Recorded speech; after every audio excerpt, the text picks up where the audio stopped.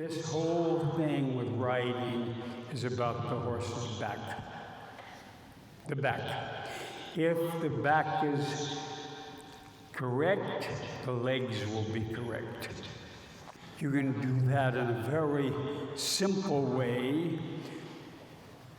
Galloping to that vertical fence, raise the horse's head. That's a very basic, simplistic, primitive way to shift the weight back on the hind quarter. But it is not solving round. It's not solving the word round. You can only solve the word round by bringing the horse's hind legs under his mass. Because all horses start out, all in the pasture. When Isabel Worth leads a horse out from the box, all horses are naturally hollow. They're camped out behind. Most of their weight is on their front legs, less on their hind legs. So to get the horse round, walk, trot, canter, jump, that is our quest, round. We don't pull them round. We push them round. And by activating the hind leg, impulsion, making the horse straight, making the horse bent, shoulder in, counter, canter, flying change, we're constantly bringing the hind leg under, bringing the hind leg under, bringing the hind leg, and that drops the croup, raises the back, the wither, the ribs go out into the rider's legs, and the horse then stretches his neck out and down in an arch from behind. The top line of the horse is lengthened. The feet, the bottom are short. They go from here to here. Now, of course, high school dressage and Lipizzanas, those horses, their baseline is very short. Versus race horses, their baseline is very long. We want somewhere between. I don't like modern riding. I like old riding, ancient riding. They got it right. They got it right. Every exercise in riding, stopping, starting, turning on 2 tracks is to collect the horse from back to front. And what I call the Swedish slump, roach back, that comes from leaning too far back and too low a hand. You see, when I lower my hands too much, it pulls my shoulders down and gives me the Swedish slump. So sit to the front of the saddle, raise your hands, lift your chest, grow tall like we have Stina here. That's it. Well, I was first here, Göteborg, the first World Cup, almost 40 years ago. I judged style. And they asked me after, what about style in Sweden? I said, you don't have style. And they were very insulted. And recently, Peter Fredriksson texted me, you know, George, you gave us discipline, and then we got off our rear ends and worked. Now they have style. So I think a lot of Swedish work ethic and improvement and vast improvements since I came here in the 80s and 90s. They've worked very hard on their riding. The exercises have been really good. We have made a lot of turns to the fences and after the fences, and also a lot of jumping when the horses have to be clever and think a little bit themselves. How we use the hands we have him a bit up, and if the horse takes a head up, we go up also, so we don't force the horse down, or we ride it through the hand. You really have to keep your horse in front of the leg. So I think that is something I will take home and really focus on, keep the horse in front of your leg. It was like 25 years ago, and the first thing he said to me was the same he said then: make your hands higher. When the horse responds, relax your aids.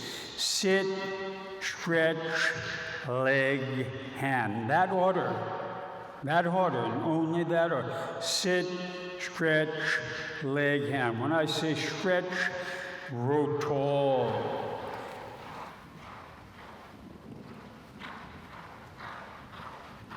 Oh, that's it.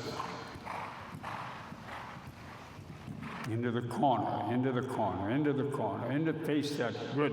Just directs the horse, helps the horse a little with her voice, not her seat, not her weight, that the horse helps himself. That is a big difference of my method with your method. Well, you see it across Europe. It's very fashionable to be too far behind a horse, too deep in the saddle for jumping. Not so much for dressage, but for fast riding, racing, cross-country jumping. That I'm critical of. Low hands. It's all right for the contact to be straight from the elbow to the horse's mouth. That's on the lips of the horse. Low hands affect the bars of the horse. And high hands are all right. So I see those are the two things. And of course, when you sit too far back on a horse, there's no weight in your feet, so your heels come up. When I say in a downward transition, for example, when I say halt, stretch your spine, close your legs on your horse, then hand. Seat, back, leg, lift a little with your hand, halt. Seat, back, leg, halt. When the horse halts, relax your legs, relax your hands, carry your hands. Frida, carry your hands. That's it. That I see a straight line, higher hands, Philippa, higher hands, that I see a straight line, elbow to the horse's mouth. That there's more give in your hands, you go, not just take, not give, you go, give. Shorten your reins, Eleanor, shorten your reins, keep that horse's head up, short rein, close your fingers, and head up, and right leg on, left leg behind, flying straight here, Cora, super. Do not try to put the horse down. You associate that you approach the fence. When you sit the saddle, lean a little forward. Try to keep the horse in the center, not drift to the left. Get the hind legs under, and that the horse is more connected and round from behind. Be very careful, good. It is much harder because in canter it's much harder to keep the horse's hind quarter out. Very good. Very nice, John. Get to the short side and a little haunches in canter. Get to the short side, nice. You people, very nice. Very nice shoulder in canter. 1, 2, now keep pushing, that's it. There we go.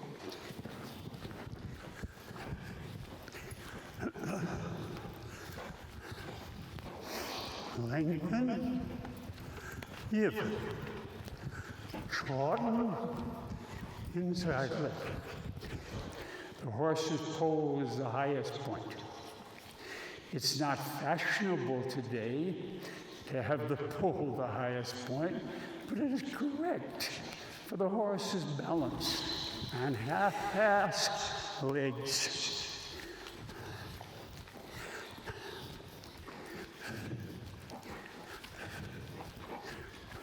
Turn. That we turn the horse with the outside rein, neck rein. And we turn the horse with the inside leading rein and outside neck rein.